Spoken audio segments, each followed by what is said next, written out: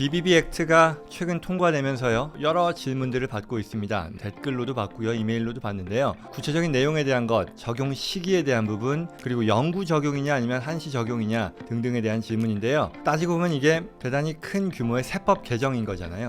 2025년 그리고 26년 또 그 뒤에 이어서 나오는 어떤 내용일 텐데요. 중요한 세법 개정에 대한 논의라고 보고요. 이 내용들 한번 구체적으로 살펴보겠습니다.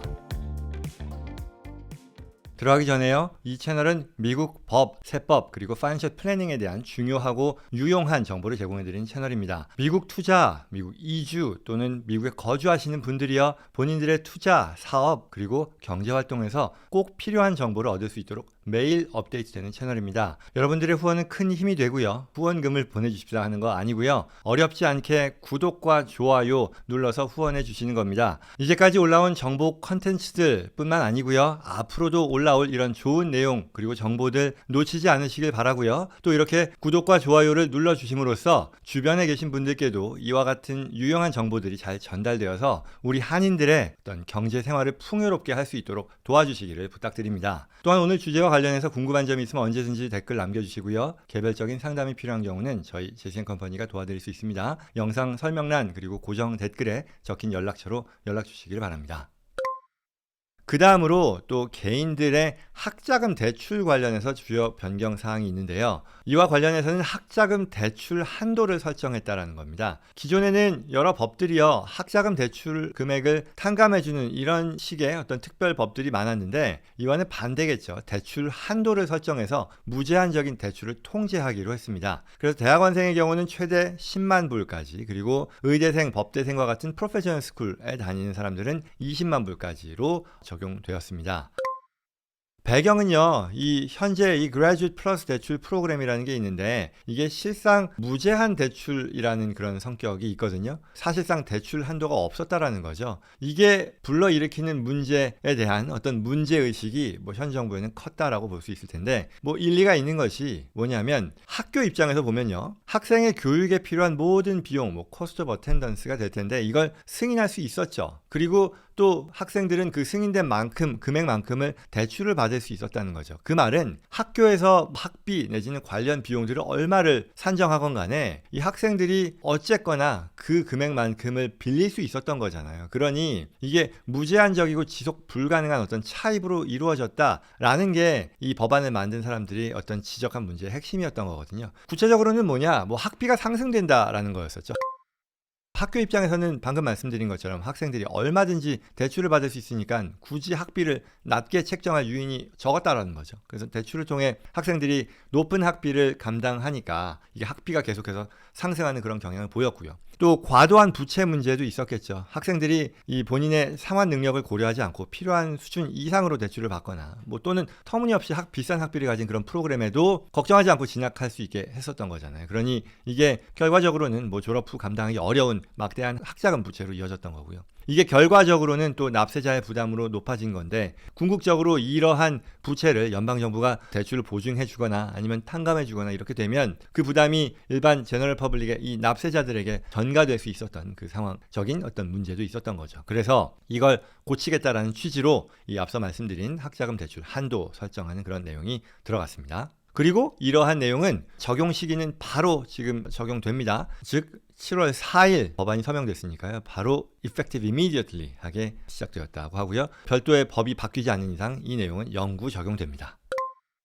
자, 그 다음으로 개인 소득세가 아니라 증여상속세인데요. 증여상속세 면제 한도가 인상되었습니다. 현행 13.99 밀리언이니까 거의 1,400만 불이었는데요. 이게 더 줄어들 것이냐 초미의 관심이었는데요. 이게 오히려 1,500만 불로 인상됩니다. 부부 합산의 경우는 3,000만 불이 되겠죠. 적용 시기는 2026년부터고요. 지속성은 한시법이 아니라 영구 적용되는 그런 내용입니다. 그 다음으로 리타이어먼트 어카운트 관련해서 또 큰 변화가 있었어요. 그 중에 첫 번째는 뭐냐면요, 백도어 로스 IRA 전략이 더 이상 유효하지 않게 되었습니다. 26년부터인데요. 소득이 높아서 이 Roth IRA에 직접 이 컨트리뷰트 할 수 없는 사람들이요. 원래는 이 Backdoor Roth IRA Strategy라고 해서 이 Traditional IRA에 가입을 하고 거기에 불입한 뒤에 그걸 바로 Roth로 전환하는 이 Backdoor Roth IRA 전략이 있었는데 이게 더 이상 가능하지 않게 됩니다. 세수를 증대하고요. 또 고소득층에 대한 혜택을 제한하고자 하는 그런 목적에서 나왔고요. 적용 시기는 26년부터이고요. 별다른 내용이 없으면 영구 적용되는 그런 규정이 되었습니다. 그래서 이와 관련해서 또 어떤 다른 제도가 나왔는데 이건 뭐냐면 트럼프 은퇴 및 저축 계좌라는 그런 성격이에요. Trump Retirement and Savings Account에서 TRSAS라고 부르는데요. 이게 뭐냐라고 하면 방금 말씀드린 대로 백도어 로트가 폐지되다 보니까 이 로트를 원하는 사람들이 다른 방법은 없을까라는 걸 또 궁금하게 생각하고 그 부분에 대해 부족하나마 또 좀 채워줄 수 있는 방안으로서 나온 건데요. 새로운 유형의 세금 우대 저축 계좌라고 할 수 있습니다. 여기서는요. 기존의 로트와는 달리 소득 제한은 없습니다. 이 계좌에 컨트리뷰트 하는데 소득 제한 없고요. 그리고 정부 차원에서도 이 신생아들에게 이렇게 가입하는 것을 지원하기 위해서 25년 1월 1일부터 그리고 28년 말까지 태어난 모든 미국의 신생아들에게 연방정부가 1,000불을 이 투자 계좌에 컨트리뷰트 해준다라고 합니다. 그리고 또 개인적으로 컨트리뷰트 할 수 있는 거는 이 5,000불까지인데요. 이거는 애프터 텍스입니다. 세후 소득에 대해서 컨트리뷰트 하는 것이고요. 대신에 이렇게 투자된 이렇게 이 옮겨진 계좌는 투자에 있어서 미국 이 전체 주식 시장을 추종하는 인덱스 펀드에만 투자할 수 있다라는 그런 제약이 있습니다. 말하자면 뭐 S&P 500 추종하는 뭐 스파이, 뭐 부 뭐 이런 것들이 될 텐데요. 이러한 제약이 있고요. 적용 시기는 25년 1월 1일부터 신생아 지원이 정부 차원에서 시작이 되고요. 그리고 26년부터 이 계좌에 대한 컨트리뷰션이 가능할 것으로 예상된다라는 거고요. 한시적으로 이 신생아 지원은 28년 말까지라고 했으니까 이 내용이 업데이트되지 않는다면 그 이후에는 유효하진 않겠죠. 그리고 이 계좌 자체는요. 한시법은 아니고 영구적으로 운영될 것으로 예상된다고 합니다. 근데 이 내용은요, 좀 더 구체적으로 살펴볼 필요가 있을 것 같아서요, 별도의 영상으로 이제 조만간 다시 준비할 예정입니다. 왜냐하면 이게 구체적으로 들어가 보니까요, 과세 어떤 그 혜택이라던가 이런 것들이 그다지 매력적이지 않을 수도 있겠다 싶은 내용이어서 좀 자세히 살펴보려고 합니다. 그 자세한 내용은 다른 영상 통해서 준비해 보려고 합니다. 자, 그 다음으로 에너지 세제 변경인데요. 말하자면 친환경 에너지 세액 공제가 종료된다. 이게 말도 많고 탈도 많은, 지금도 이제 오늘 뉴스에 일론 머스크가 새로운 정당을 만들겠다 뭐 이런 뉴스가 나오기도 하는데요. 머스크 그리고 트럼프 대통령 간의 어떤 갈등의 주된 이유가 된 것이 아니냐라고 사람들이 얘기하는 건데요. 이 전기차, 대표적으로 전기차 7,500불 세액 공제가요, 종료됩니다. 언제 종료되느냐? 25년 9월 30일로 완전 종료됩니다. 따라서 그때까지 테슬라나 이런저런 전기차를 사는, 뭐 자격을 갖춘 전기차를 사려고 하는 분들은요, 그 전에 사셔야겠죠. 좀 더 상세하게는요, 신차에 대해서요, 7,500불 혜택 보는 것은요, 25년 9월 30일에 종료가 되고요. 그리고 중고차, 중고 전기차에 대한 세액 공제가 또 4,000불 있는데요. 이거는 25년 말까지 적용이 되고요. 그 뒤에 완전히 폐지가 됩니다. 그 밖에 뭐 플러그인 하이브리드 세액 공제도 역시 3,750불 있는데 이거 역시도 25년 9월 말에 종료되고요. 그리고 이러한 만기 되는 세액공제 혜택을 누리려면요, 차량을 주문한 게 아니라 차량이 인도되는 시점을 기준으로 한다라고 하니까요, 그 부분도 신경 써야겠죠.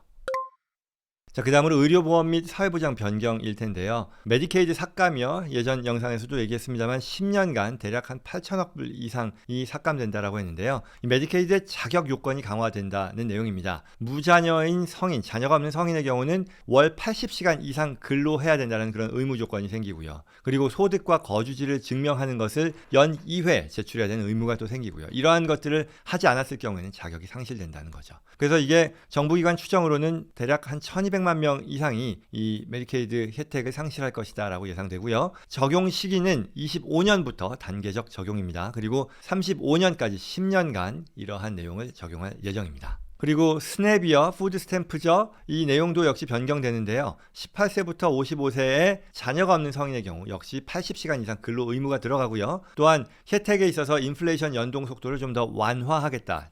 이 혜택을 줄인다는 얘기죠. 그래서 이러한 내용들 역시 적용 시기는 바로 25년부터 적용되고요. 지속은 10년간 앞서 얘기한 이 메디케이드와는 달리 이 스냅의 변경은 영구적으로 적용되는 그런 규정이다라는 얘기입니다.